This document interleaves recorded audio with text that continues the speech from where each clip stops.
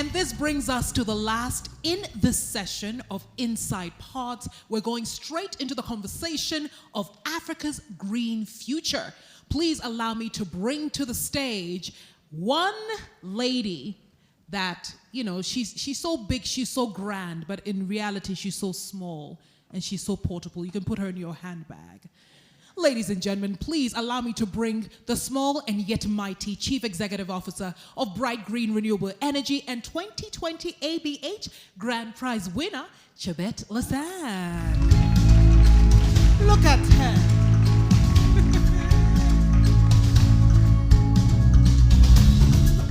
Now, my next, of course, is a woman who, and I say it all the time, every time I see her name, I get thirsty. I want fresh water. Ladies and gentlemen, please bring to the stage none other than the trailblazing Managing Director, Water Access Rwanda, and 2019 third prize winner, Christelle Kwizera.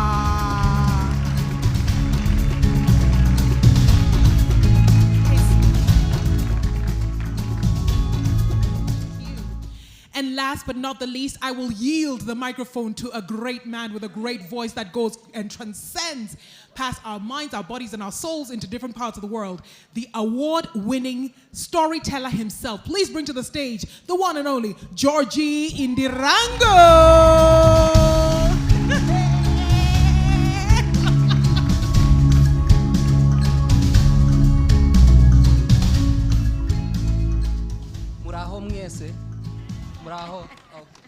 Bonjour.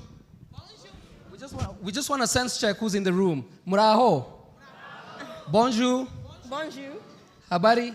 Nzuri. First one, good that I've heard Kenyans in the room. Kenyans are the only people who say they are late because of climate change.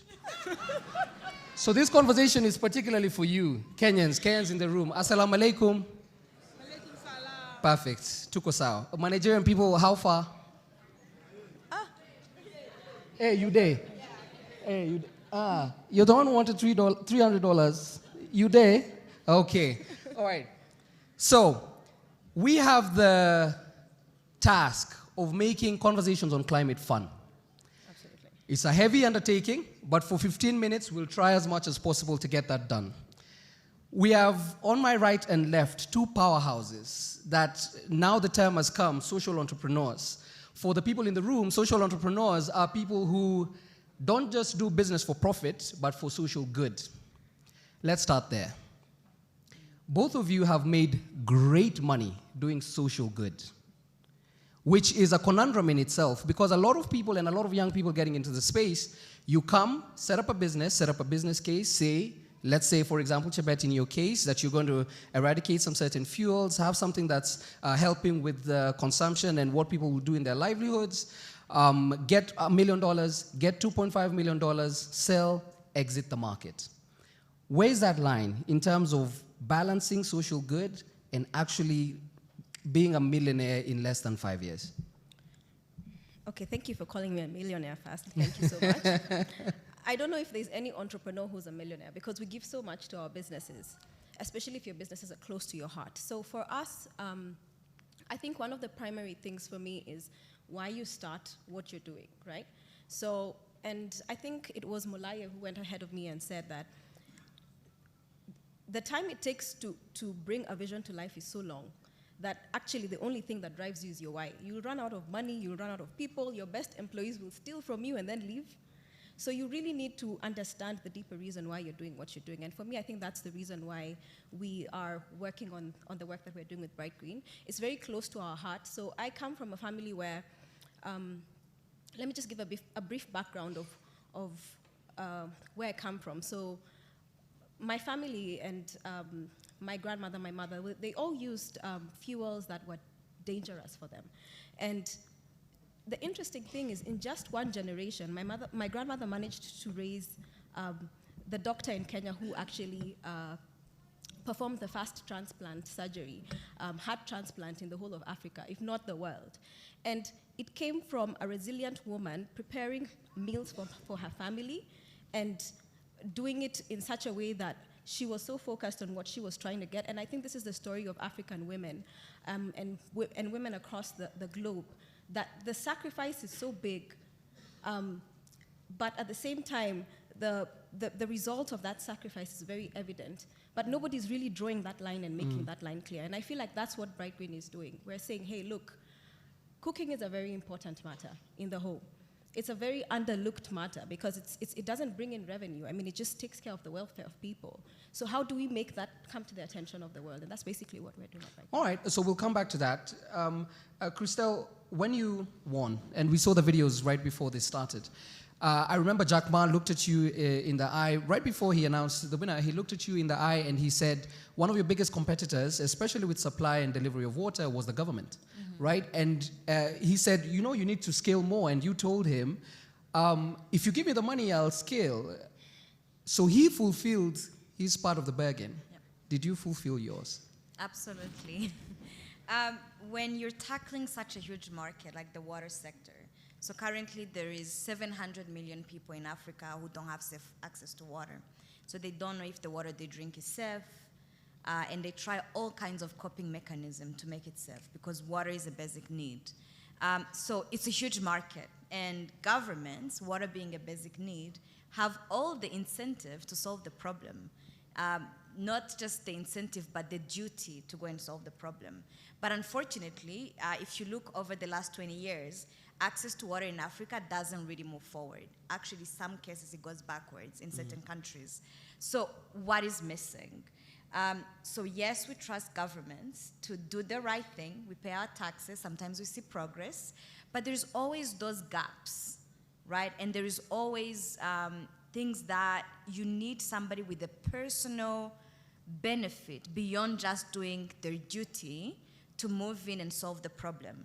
That wasn't my motivation when I started, but I know that's a big motivator for people when they see their own personal benefit to go in and solve the problem. And that's where social entrepreneurship comes in.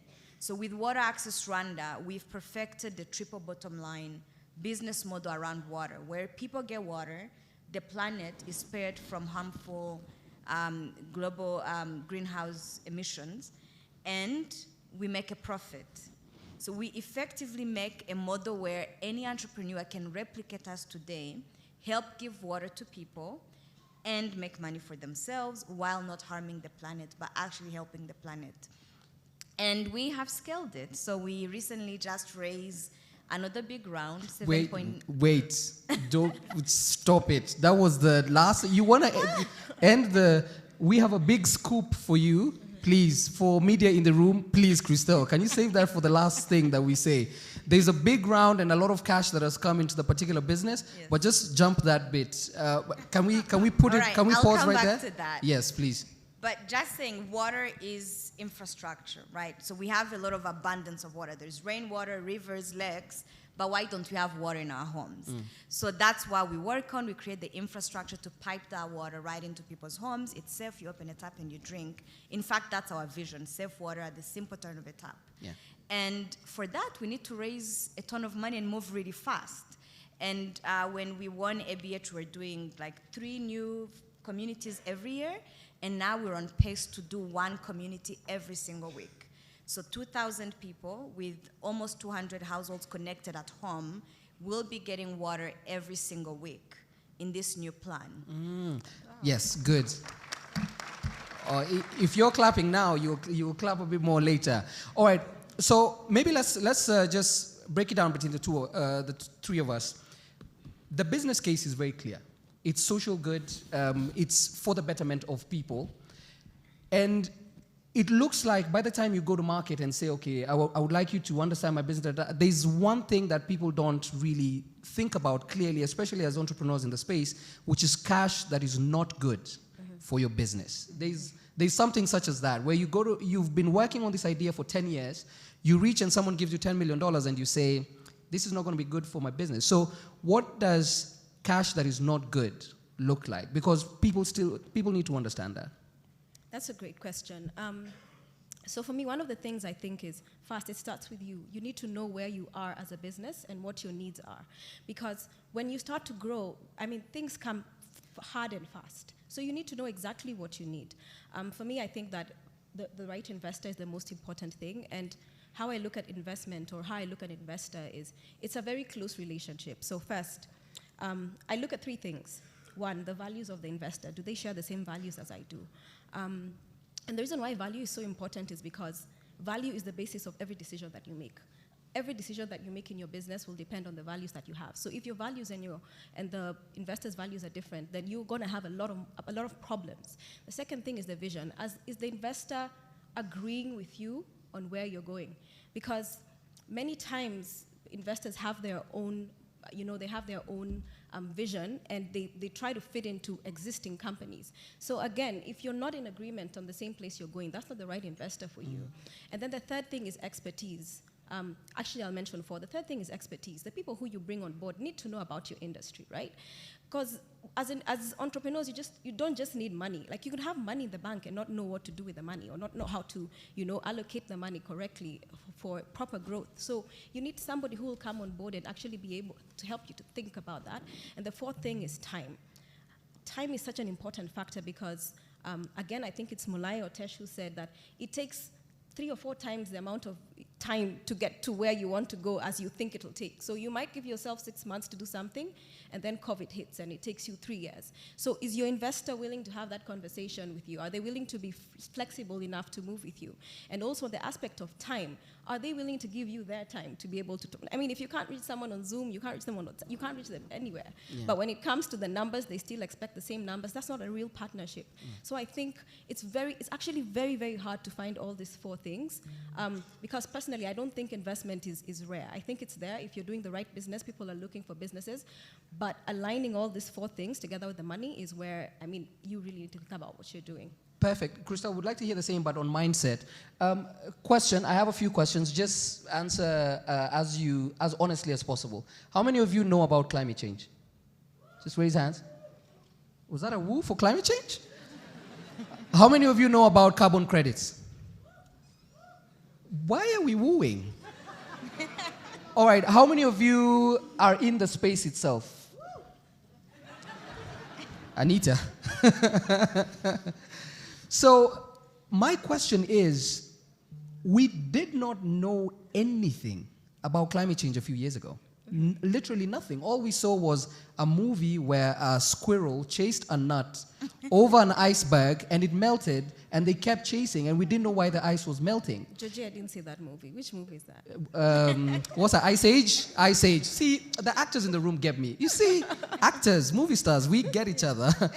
So when we talk about getting even the right entrepreneur, the right business case, the mindset has shifted, and we're now at a stage where people understand climate action well. But the people in the room might have the money, but the people that we're trying to speak to might not understand how to package a thought, leaving my fridge open and leaving it closed, and packaging that into a business case and then getting $5 million. So tell us about the mindset shift, and then that bit on what cash is good or bad. Yeah. Climate change, it's urgent, right? So we're more aware of it because we're finally feeling the effect of it.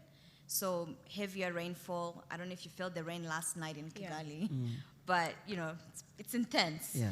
So people are feeling it left and right. And we all need, again, from a duty perspective, to finance the mitigation of climate change, so stop climate change from happening, but also acknowledging that we're moving too slow. So we also need to finance how we adapt and live in a new world already affected by climate change. So although we have the duty, though, we have to figure out how to incentivize people from a business perspective.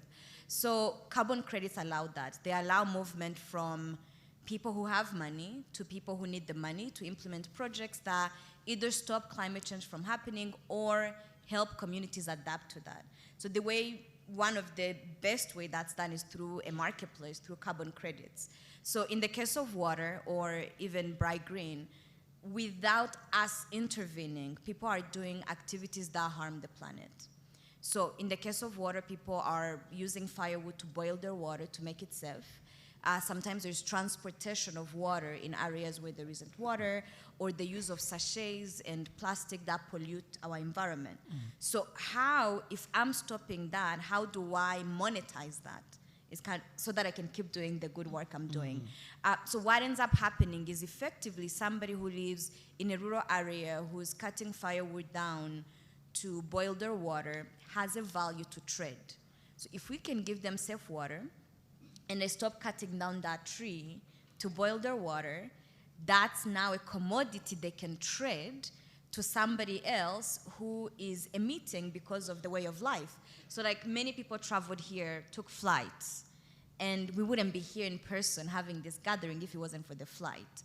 And that caused a lot of emission. And sometimes it's necessary. We can't live in a world where we don't emit, but we need to get to a world where there is net zero. So some people emit, some others stop emitting, or remove the carbon from the air by planting more trees, removing carbon in any other type of way. And so that creates a tradable commodity from those who emit to those who stop emitting or remove carbon from the air. Gotcha. And so carbon credits move that money.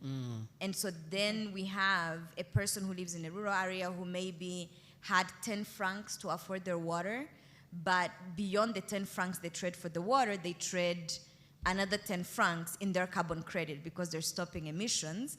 And we effectively create value in a rural, poor area where before there was no business case, but now there is a case. The climate space version of value addition. Yes. All right, I have two last questions. I can see the time is running. This stage, both of you have been on this stage. People love the glamour, the lights.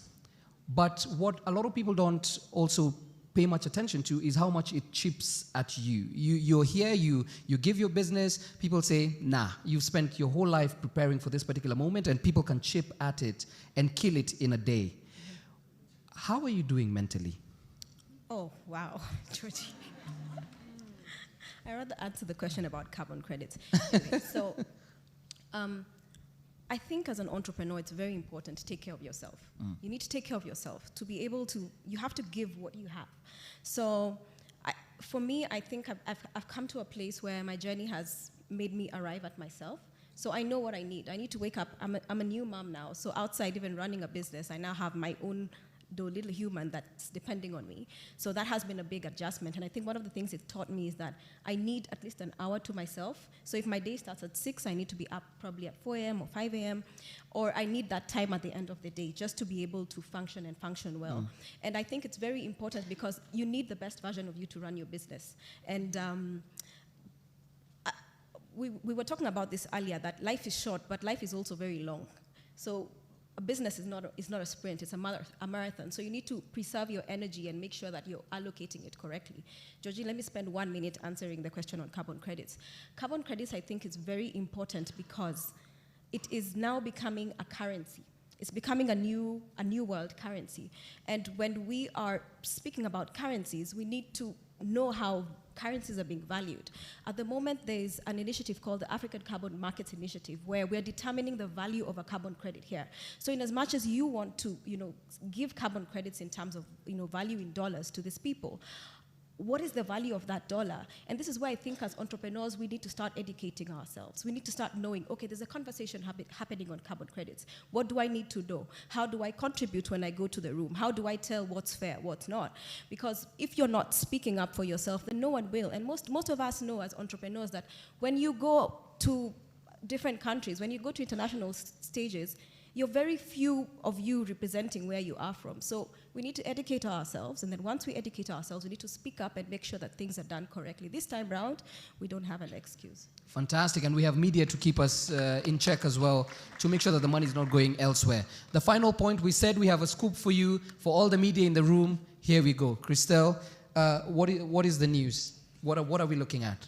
It's very simple, really. We've just raised $7.5 million. That's amazing. But that's not the exciting part. That's not the exciting part. That's not the exciting No. part. The exciting part is over 400,000 people that are going to get water in a very short period. Again, 1 week at a time. It's going to be something new that we're proving on the stage and showing that it is possible to get safe access to water to the 700 million people currently without water in a very short period of time, because water is a human right and people need access to water now. So all right. Please give one final round of applause for our social entrepreneurs. We really appreciate you very much.